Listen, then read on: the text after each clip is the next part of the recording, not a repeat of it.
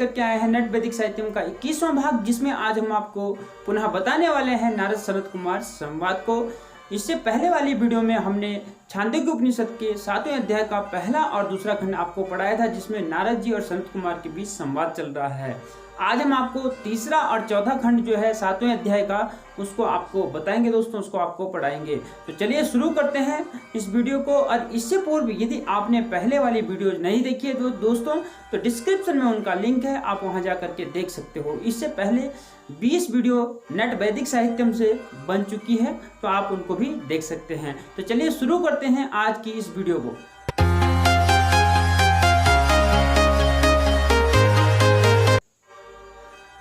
प्रारंभ करने से पूर्व दोस्तों आपको बता दूं, नारद जी सनत कुमार जी के पास आत्मज्ञान हेतु गए हैं।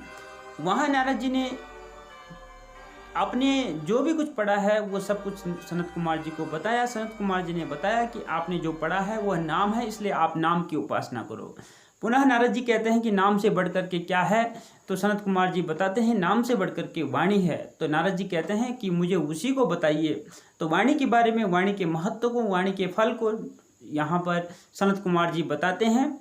पुनः नारद फिर से प्रश्न करते हैं कि भगवान क्या वाणी से भी बढ़कर कुछ है? तो पुनः सनत कुमार जी कहते हैं हाँ, वाणी से बढ़कर भी कुछ है। तो पुनः नारद मुनि कहते हैं कि भगवान मुझे उसी को बताइए।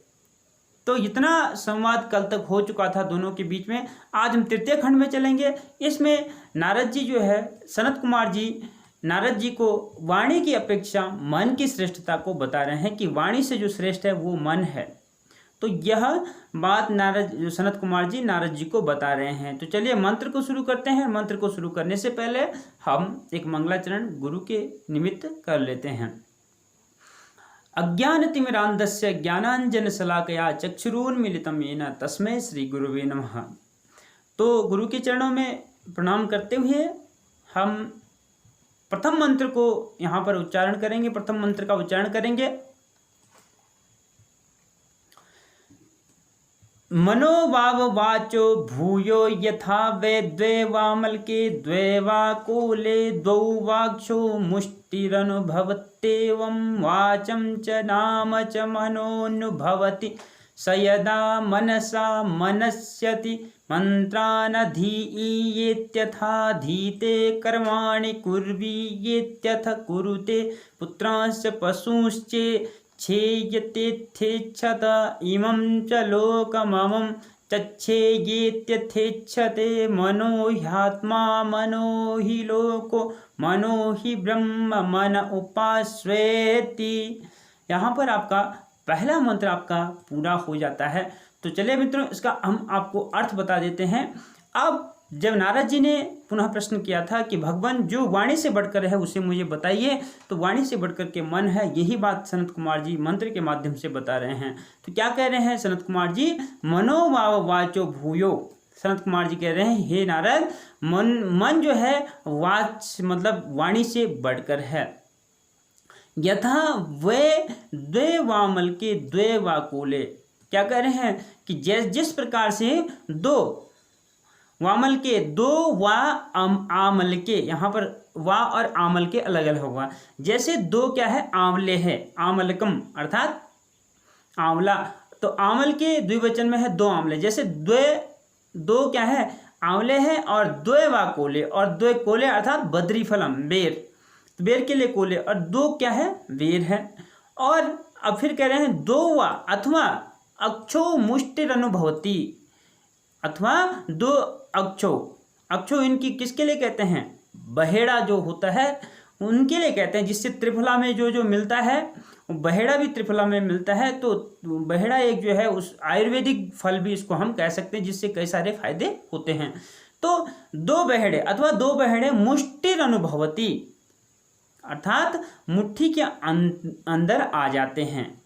क्या कह रहे हैं? देखिए सनत कुमार जी कह रहे हैं कि हे नारद मुनि, मन से बढ़कर के वाणी है। जिस प्रकार से दो आंवले, दो बेर अथवा दो बहेड़े मुट्ठी के अंदर आ जाते हैं, एवं उसी प्रकार से वाचम च नाम च मनोनुभवति, उसी प्रकार से जो वाणी है और नाम है ये दोनों ही मन के अंतर्गत आ जाते हैं, मन में ही अंतर्निहित है। स यदा मनसा मनस्यति मंत्रान अधीय। अब यहाँ पर ध्यान देंगे, थोड़ा सा डीपली समझने की आवश्यकता है और ध्यान से सुनने की भी आवश्यकता है दोस्तों। स यदा, यदि कोई मनुष्य, कोई व्यक्ति क्या करता है, यदा मनसा मनस्यति, यदि मन से मनन करता है, मन से चिंतन करता है, तो क्या होता है, यहाँ पर सेति आएगा, इति मनस्येति, यहाँ पे मनस्य इति है ना, मन से चिंतन करता है तभी वो क्या करता है, मंत्रान दे, क्या चिंतन करता है, मन से चिंतन करता है कि मैं मंत्र को पढ़ूं, मंत्रान अधीय इति, मैं मंत्र को पढ़ूं या मंत्रों को पढ़ूं, मैं मंत्रों को पढ़ूं, ऐसा मन से जब सोचता है, इति अथ अधीते, अथ अधीते, उसके बाद ही वो मंत्रों को क्या करता है, पढ़ता है। पहले क्या करता है, मन से चिंतन करता है, मनन कार्य करता है कि मैं मंत्रों को पढ़ूं, और उसके बाद वो मंत्रों को, अथ अधीते, उसके बाद मंत्रों को पढ़ता है। कर्माणि कुर्वीय, कर्मों को करूं, और क्या मन से सोचता है कि मैं कर्मों को करूं, इति अथ कुरुते, और उसके बाद वो कर्मों को करता है। पहले मन से सोचता है फिर कर्मों को करता है। पुत्रांश्च, यहां पर देखेंगे पुत्रांच और पशुंच इच्छेय, यहां पर देखिए पुत्रांच और पशुंच दोनों को क्या करता है, इच्छेय, अर्थात मन से पहले सोचता है कि मैं पुत्र और पशुओं की कामना करूं, उनकी चाह करूं। इति अथ इच्छता, पहले वो मन में सोचता है, फिर वो क्या करता है, कामना करता है, इच्छा करता है। और फिर आगे इमं च लोकम अमुम च इच्छेय, यहाँ पर भी एक ही मात्रा होगी, इच्छेय। अब क्या कर रहा है, इस लोक को और परलोक को क्या करूं, परलोक की मैं इच्छा करूं, इस लोक में भी अच्छे काम करूं, परलोक में भी अच्छे काम करूं, ऐसा पहले मन में सोचता है, फिर उसके बाद जो है इनकी कामना करता है। इच्छेय इति अथ इच्छते, इच्छेय इति अथ इच्छते, इसका पूरा संधि विच्छेद होगा यहाँ पर। तो कह रहे हैं पहले क्या करेगा वो, पहले वो मन में सोचेगा, पुनः वो कामना करेगा, पुनः वो कार्य करेगा जो पहले मन में सोचेगा। तो अब ये सारी बातें सनत कुमार जी नारद जी को बता रहे हैं। इसलिए हे नारद, मनो ही आत्मा, मन ही आत्मा है, मनो ही लोको, मन ही यह लोक है, मनो ही ब्रह्म, मन ही ब्रह्म है, इसलिए तुम मन उपास्वेति, उपास्व इति, इसलिए हे नारद आप मन की उपासना करो। यहाँ पर पूरा ऊपर बताया कि जिस तरीके से आंवला हो गया, दो आंवले हो गए, दो बेर हो गए, अथवा दो बहेड़े हो गए, ये मुट्ठी के अंदर आ जाते हैं, उसी प्रकार से जो अब तक तुम्हें बताए नाम और वाणी, ये दोनों ही मन के अंतर्गत आ जाते हैं। पहले जब हम मन से कुछ सोचते हैं, मन से मनन करते हैं, तभी हम आगे कोई कार्य करते हैं, ऐसा सनत कुमार जी ने नारद जी को बताया। इसलिए हे नारद, यह आत्मा ही मन है, लोक भी मन है, और मन ही ब्रह्म है, इसलिए तुम ब्रह्म की, इस मन की क्या करो, उपासना करो, ऐसा सनत कुमार जी ने नारद जी को बताया। ये आपका पहला मंत्र था। चलिए दूसरे मंत्र में चलते हैं। दूसरे मंत्र में क्या कह रहे हैं, अब जो आपको मन के बारे में, मन की उपासना के लिए सनत कुमार जी ने नारद जी को कहा, तो मन का जो फल है, मन की उपासना का जो फल है, और किस प्रकार से मन की उपासना करनी चाहिए, ये यहाँ इस दूसरे मंत्र में बता रहे हैं। ओम सयो मनो ब्रह्मेत्युपास्ते यावन्मनसो गतं तत्रास्य यथा कामचारो भवति यो मनो ब्रह्मेत्युपास्तेस्ति भगवो मनसो भूय इति मनसो भाव भूयोस्तीति तन्मे भगवान ब्रवीत्विति। यहाँ पर देखेंगे क्या सनत कुमार जी क्या कह रहे हैं कि हे नारद, सयो मनो ब्रह्मेत्युपास्ते, जो मन को यह ब्रह्म है ऐसी उपासना करता है। किसकी उपासना? मन की। जो मन को ब्रह्म मानता है और ब्रह्म मान करके उसकी उपासना करता है। यावन मनसो गतम, जहां तक मन की गति होती है, तत्रास्य यथा कामचारो भवति, वहां तक उसका, जो इसको ब्रह्म मानता है, उसकी यथेच्छ गति होती है, इच्छा अनुसार गति होती है।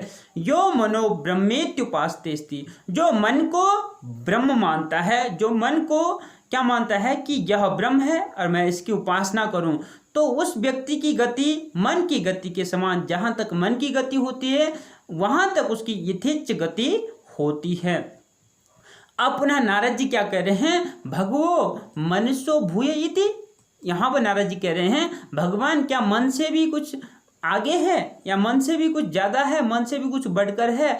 तो फिर सनत कुमार जी कहते हैं मनसो बाव भूयो अस्तीति। तो कहते हैं सनत कुमार जी कि हाँ नारद, मन से भी बढ़कर कुछ है। तो नारद जी कहते हैं तन्मे भगवान ब्रवीति इति, तन्मे भगवान ब्रवीतु इति, हे भगवान इसलिए मुझे उसको ही बताइए जो मन से भी बढ़कर है, जिससे मैं जल्दी आत्मज्ञान प्राप्त कर लूँ, उसे ही मुझे बताइए।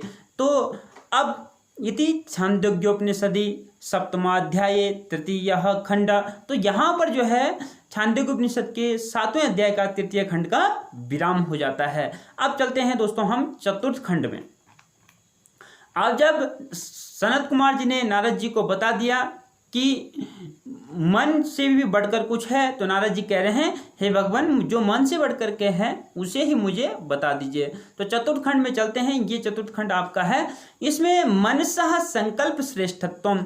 इसमें सनत कुमार जी नारद जी को मन से ज़्यादा संकल्प की श्रेष्ठता है ऐसा बता रहे हैं। तो मन से संकल्प की श्रेष्ठता है ना। तो इस चीज को नारद जी को सनत कुमार जी बता रहे हैं। तो कैसे बता रहे हैं, चलिए पहला जो मंत्र है उसको हम प्रारंभ करते हैं।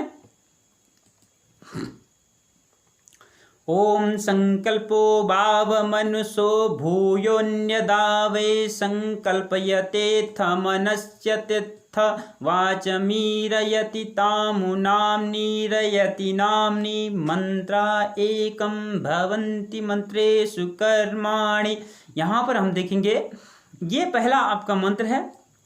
पहले मंत्र में संकल्पो वाव मनुषो भूयोन्यदा, यहाँ पर देखेंगे अब सनत कुमार जी बता रहे हैं कि संकल्पो वाव मनुषो भूयो, कह रहे हैं भूयः कि नारद जी को कह रहे हैं कि नारद जी संकल्प जो है वो मन से बढ़कर है, मन से श्रेष्ठ है।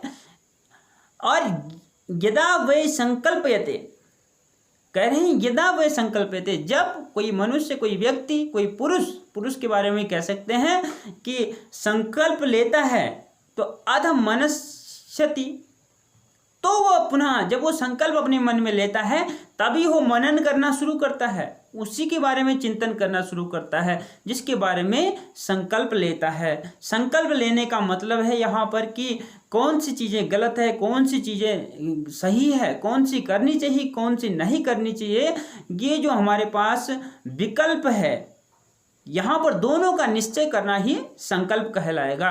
तो जब हम निश्चय अपने मन में कर लेते हैं, उस संकल्प अपने मन में कर लेते हैं, तभी जाके हम उस बारे में क्या करते हैं, मनन करते हैं, मन से सोचते हैं। और अथ उसके बाद जब हम मन से सोचते हैं अथ वाचम ईरयति, तो हम वो मन जो है वाणी को प्रेरित करता है, ईरयति प्रेरित करता है, वाणी को प्रेरित करता है कौन, मन।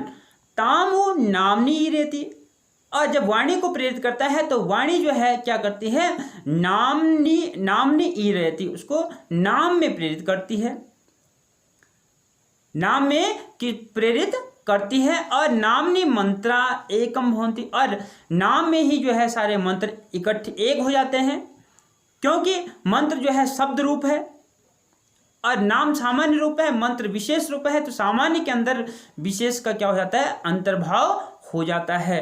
तो इसलिए नाम के अंदर सारे मंत्र एकत्रित हो जाते हैं और मंत्रेषु कर्माणि, और मंत्रों में सारे कर्म एकत्रित हो जाते हैं।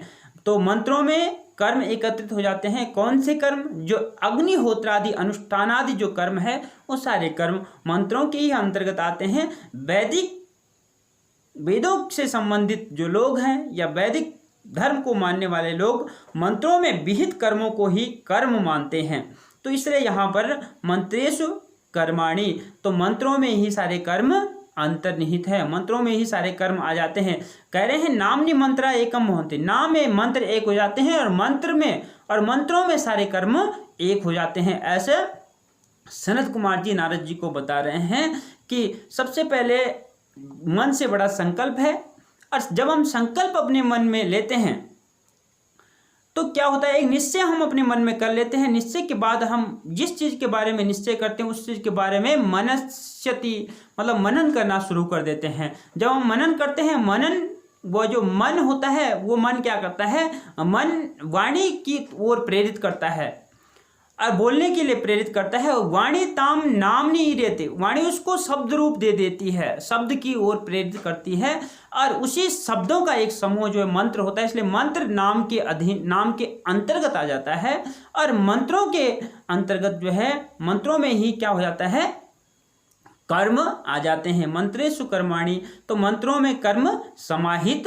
हो जाते हैं। ऐसा सनत कुमार जी नारद जी को बता रहे हैं। चलते हैं दूसरे वाले मंत्र में। दूसरे मंत्र में क्या कह रहे हैं, ओम तानि हवा एतानि संकल्पैकायनानि संकल्पात्मकानि संकल्पे प्रतिष्ठितानि संक्लिप्तां ध्यावा पृथिवी समकल्पेतां वायुश्चाकाशं च समकल्पन्ता पश्चतेजश्च तेषा गुं संक्लिप्ते वर्षं गुं संकल्पते वर्षस्य संक्लिप्त्या अन्नगुं संकल्पते नस्य संक्लिप्ते प्राणाः संकल्पन्ते प्राणानागुं संक्लिप्ते मंत्राः संकल्पन्ते मंत्राणागुं संक्लिप्ते कर्माणि संकल्पन्ते कर्मणागुं संक्लिप्ते लोकः संकल्पते लोकस्य संक्लिप्ते सर्वगुं संकल्पते स एष संकल्पः संकल्पम उपास्वेति। यहाँ पर सनत कुमार जी नारद जी को संकल्प की उपासना के लिए बता रहे हैं, संकल्प के महत्व को बता रहे हैं। तो क्या क्या कह रहे हैं देखिए। अब जब पहले ही बता दिया कि संकल्प जो है मन से बड़ा है, तो उसी के बारे में बता रहे हैं कि तानि हवा एतानि संकल्पैक आयनानि, उनके लिए कह रहे हैं। जो ऊपर जो है जो बता दिया है सनत कुमार जी ने जो ऊपर नारद जी को बताया है क्या, कि ये सारे जो नाम है, मंत्र है, ये क्या है, मंत्रों में ही कर्म आ जाता है। तो कह रहे हैं तानि हवा ये तानि संकल्प, ये नाम मंत्र ये सब जो है, वाणी ये सब जो है संकल्प के अंदर ही आ जाते हैं। इनका जो गंतव्य है तो वो क्या है, संकल्प है। संकल्प ही है एक अयन जिनका संकल्प, इसका जो हम अलग अलग अगर इसको अर्थ की दृष्टि से करेंगे तो संकल्प ही है एक अयन जिनका, ऐसा होगा। तो वो किसके लिए बता रहे हैं, जो यहाँ पर कौन कौन है, जो नाम है, वाणी है, ये सारी चीज़ें जो ऊपर बताया, मंत्र कर्म ये सब, तो ये सब संकल्प के अंतर्गत आते हैं। संकल्पात्मकानि संकल्पे, और कह रहे हैं ये सारी चीज़ें जो नाम मंत्र इत्यादि हैं, संकल्पात्मकानि उत्पत्ति के समय क्या रहते हैं, ये संकल्प में ही निहित रहते हैं। संकल्पे प्रतिष्ठितानि, और जब स्थिति आती है तो स्थिति के समय भी ये संकल्प में ही प्रतिष्ठित रहते हैं। समक्लिप्ताम ध्यावा पृथ्वी, और कह रहे हैं संत कुमार जी कि मानो जैसे ध्यावा और पृथ्वी, द्युलोक और पृथ्वी, द्यु और पृथ्वी ने मानो क्या किया है, संकल्प किया है क्या, और समकल्पेताम वायुश्च आकाशश्च आकाशम च, और कह रहे हैं कि वायु और आकाश ने भी जैसा संकल्प लिया हो, समकल्पनता आपश्च तेजस, और कह रहे हैं और जैसे आपस मतलब आपश्च अर्थात आप मतलब जल और तेज ने भी क्या किया है, संकल्प लिया है। तेषां च संक्लिप्ते, अब कह रहे हैं देखो यहाँ पर कि मानो ऐसा लग रहा है जैसे पृथ्वी ने और द्यु ने भी संकल्प लिया हो, वायु आकाश ने भी संकल्प लिया हो, और किस ने और जल और तेज ने भी संकल्प लिया हो। क्योंकि इनका स्वरूप जो है यहाँ पर जो है शंकराचार्य जी कहते हैं कि इनका स्वरूप निश्चल है, इसलिए यहाँ पर ये बातें कही गई है। जिनका द्यू और पृथ्वी का निश्चल स्वरूप है, इसलिए इन्होंने संकल्प लिया है। और आप और तेज का भी निश्चल स्वरूप है, तो इन्होंने यहाँ पर संकल्प लिया। मानो ऐसा लगता है कि इन लोगों ने भी संकल्प लिया हो। और जब इन्होंने संकल्प लिया तो आगे क्या होता है, तेषां संकल्पते वर्षम संकल्पते। उनके संकल्प लेने के लिए, उनके संकल्प के लिए वर्षम संकल्पते। वर्षा क्या होती है, वर्षा होती है या वर्षा समर्थ है। किनके संकल्प के लिए, इन सभी के लिए, इन द्यू और पृथ्वी आदि के संकल्प के लिए वर्षा क्या है, समर्थ है। अर्थात जब ये निश्चल हो जाते हैं तो क्या होती है, वर्षा होती है। पृथ्वी से ही, ऊपर से ही, द्यू से ही, आकाश से ही जो है क्या होती है, वर्षा होती है। वर्षस्य संकल्प्या अन्नम संकल्पते। और कह रहे हैं जब, और वर्ष की मतलब वर्षा की संकल्प्ति के लिए, अर्थात संकल्प्ति के लिए, संकल्प्ति अर्थात संकल्प के लिए अन्न संकल्पते, अर्थात अन्न समर्थ है।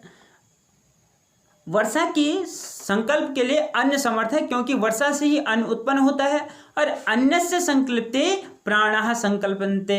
और अन्न की संकल्प्ति के लिए, अन्न के संकल्प के लिए प्राण समर्थ है, क्योंकि कहते हैं कि प्राण जो है अन्नमय है। प्राण क्या है, अन्नमय है।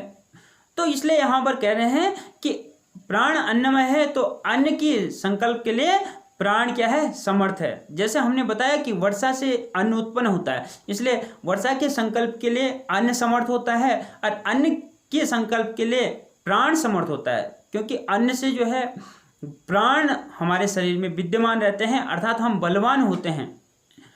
तो इसलिए प्राण जो है अन्नमय कहलाता है। और प्राणानाम संकल्पते मंत्रः संकल्पन्ते। अब कह रहे हैं अब प्राणों के संकल्प के लिए मंत्र समर्थ होते हैं। कैसे, जब हमारे अंदर प्राण, जब हम बलवान होते हैं तभी जाके हम मंत्रों का उच्चारण, मंत्रों का प्रयोग कर सकते हैं। तो इसलिए प्राणों के संकल्प के लिए मंत्र समर्थ होते हैं। और मंत्राणाम संकल्पते कर्माणि संकल्पन्ते। और मंत्रों के संकल्प के लिए कर्म जो है समर्थ होते हैं। जब हम मंत्रों को करते हैं, मंत्र कैसा, अग्निहोत्र आदि यज्ञ अनुष्ठान आदि जो कर्म होते हैं, वेद विहित जो कर्म होते हैं, उनकी ही बात यहाँ पर कर रहे हैं। तो उन कर्मों को, वही कर्म जो है मंत्राणाम, वही कर्म किसके लिए समर्थ होते हैं, मंत्रों के संकल्प के लिए। तो हम मंत्रों से यदि हम कर्म करते हैं, तो वैदिक लोग जो है वेद विहित जो कर्म करते हैं, जो हिंदू धर्म है वेद विहित कर्मों को ही मानता है, तो मंत्र के संकल्प के लिए क्या है, कर्म जो है वो सबसे क्या होता है, समर्थ होता है। और कर्मणाम संकल्पते लोकः संकल्पते। और कर्मों के समर्थ, कर्मों के किस लिए, कर्मों के संकल्प के लिए लोक संकल्पित होता है या लोक समर्थ होता है। कैसे, क्योंकि कर्म के बाद क्या है, कर्म के बाद की जो स्थिति होती है वो होती है लोकः। लोकः यहाँ पर फल भी कह सकते हैं, फल। तो कर्म के बाद जो है, कर्म के संकल्प के लिए फल क्या होता है, समर्थ होता है। लोक भी, संसार भी कह सकते हैं। और लोकस्य संकल्पते सर्वम संकल्पते। और कह रहे हैं जब लोकस्य संकल्पते अर्थात लोक के, अर्थात संसार के अथवा फल के संकल्प के लिए सब कुछ जो है क्या हो जाता है, समर्थ होता है इस संसार में। तो यहाँ पर देखिए सनत कुमार जी बता रहे हैं कि सबसे पहले संकल्प होता है। जैसे मानो द्यू, पृथ्वी, तेज, जल, वायु, आकाश, इन सभी ने संकल्प लिया हो, और इन सभी के संकल्प से वर्षा होती है। और वर्षा के संकल्प के बाद जो है अन्न होता है। अन्न के संकल्प के बाद क्या होता है, अन्न के संकल्प के बाद प्राण। प्राण जो है हमारे शरीर में विद्यमान रहते हैं, बिना अन्न के हम जीवित नहीं रह सकते, बलवान रहते हैं। और बलवान होने से हम मंत्रों का उच्चारण कर सकते हैं, और मंत्रों के उच्चारण करने से हम कर्म कर सकते हैं, और कर्मों के करने से हमें फल की प्राप्ति होती है। अर्थात इस लोक में फल की प्राप्ति होती है। और पुनः इसी फल से हम ये पूरा संसार जो है समर्थ होता है। इसी फल के किससे संकल्प से पूरा संसार अभी चलता है। तो कहने का मतलब है सनत कुमार जी बता रहे हैं कि हे नारद, जो फल तक का यह संसार है यह पूरा क्या है, संकल्पमय है। फल तक का जो अभी संसार बताया ये पूरा संसार संकल्पमय है। स ऐसा संकल्प, वही यह संकल्प है। इसलिए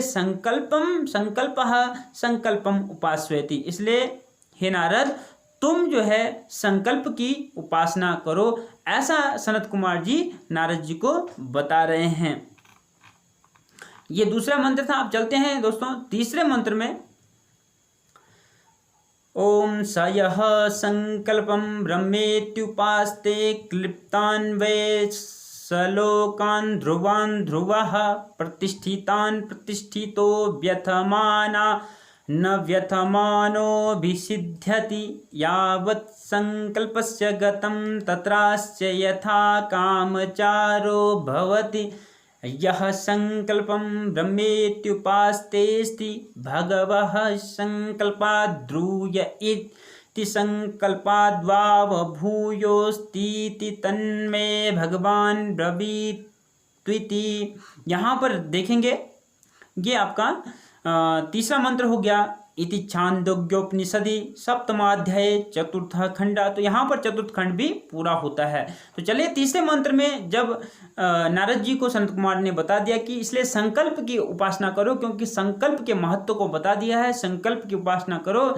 अब संकल्प के फल को भी साथ में बता रहे हैं कि स यः संकल्पम ब्रह्मेत्युपास्ते। हे नारद, जो व्यक्ति संकल्प को यह ब्रह्म है ऐसा मान करके उपासना करता है, क्लिप्तान वै सह लोकान ध्रुवान ध्रुवः, वह विधाता का बनाया हुआ जो लोक है, कौन कौन से, लोकान ध्रुवान, ध्रुव लोक, तो वहां वो क्या करता है, ध्रुवः प्रतिष्ठिता, ध्रुवः, वहां वो क्या हो जाता है, ध्रुव होकर के, ध्रुव होकर मतलब निश्चित होकर के, अटल होकर के, और प्रतिष्ठितान, प्रतिष्ठितो प्रतिष्ठितः प्रतिष्ठितान, और जो प्रतिष्ठित लोक है, विधाता ने जो प्रतिष्ठित लोक बनाया है, जहाँ जो है सामग्री संपन्न हर कुछ मिल जाती है, क्योंकि मनुष्य जीव जो है यहाँ से सामग्री सहित, क्योंकि इस धरा पे जो है मनुष्य के पास कई सारी सामग्री, पुत्र पशु इत्यादि होते हैं, तो वहाँ वो प्रतिष्ठित लोक में जाता है, तो वहाँ भी वो प्रतिष्ठित होते हुए, इन सामग्रियों से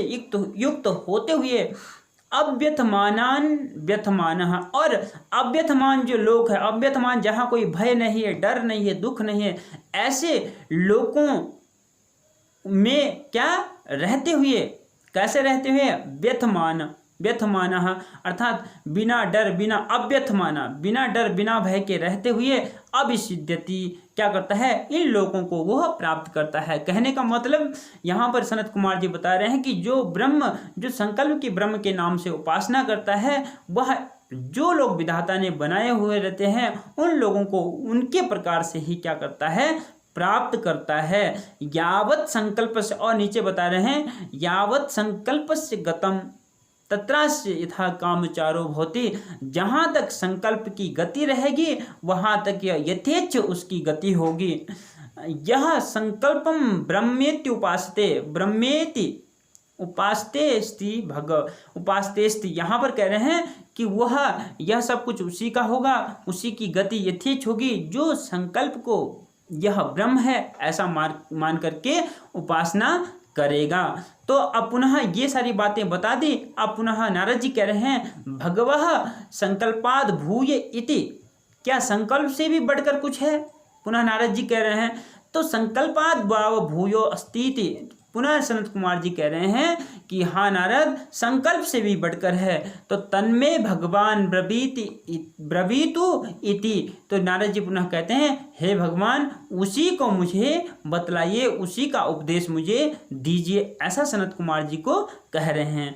तो इसमें सनत कुमार जी ने संकल्प के महत्व को नारद जी को बताया। पुनः एक बार तीसरे का अर्थ हम देख लेते हैं कि नारद जी, सनत कुमार जी क्या बता रहे हैं कि उसके महत्व को, साथ में उसके फल को बता रहे हैं कि जो संकल्प को ब्रह्म जान करके उपासना करता है वह विधाता के निर्मित जो ध्रुव लोक होते हैं उनमें लंबे समय तक रह करके, ध्रुव रहकर और प्रतिष्ठित लोगों में प्रतिष्ठित रहकर, और जहाँ कोई डर नहीं है, भय नहीं है, राक्षसों का, दुश्मनों का कोई भय नहीं है, ऐसे लोगों में व्यथमानन, ऐसे लोगों को क्या व्यथमानः अर्थात ऐसे लोगों में भी बिना दुखी बिना भय के रह करके इन लोगों को वह प्राप्त करता है। सब तरीके से अभिसिद्ध्यति, पूरी तरीके से या सब तरह से इनको प्राप्त करता है। तो और ज्ञावत संकल्प, और जहाँ तक संकल्प की गति रहती है वहाँ तक वो यथेच्छ गति क्या उसकी होती है, क्या उसको प्राप्त यथेच्छ गति प्राप्त होती है। यहाँ पर शंकराचार्य जी कहते हैं कि यथेच्छ गति का मतलब यहाँ पर है कि जहाँ तक उसका संकल्प हो वहाँ तक उसकी गति होगी। ये नहीं कि पूरा संकल्प, पूरे ब्रह्मांड का संकल्प नहीं, केवल एक मनुष्य उसका जो ये कर रहा है, जो ब्रह्म की जो संकल्प की उपासना कर रहा है, जहाँ तक उसका संकल्प होगा वहीं तक उसकी गति भी होगी। तो यही बात जो है सनत कुमार जी नारद जी को बता रहे। नारद जी ने पुनः प्रश्न किया कि इससे भी बढ़कर कुछ है, तो सनत कुमार जी ने कहा हाँ इससे भी बढ़कर के कुछ है। तो नारद जी कहते हैं कि पुनः हे भगवान मुझे उसी को बताइए। तो यहाँ पर आपका ये चतुर्थ खंड जो छांदोग्य उपनिषद का है, 7वें अध्याय का चतुर्थ खंड विराम हो जाता है, यहीं पर जो है इसका विराम हो जाता है। तो चलिए मित्रों, आज भी हम वीडियो को भी यहीं पर विराम कर दे देते हैं। दूसरी वीडियो में मिलेंगे हम 5वें और 6ठे खंड के साथ। तब तक के लिए नमस्कार, धन्यवाद।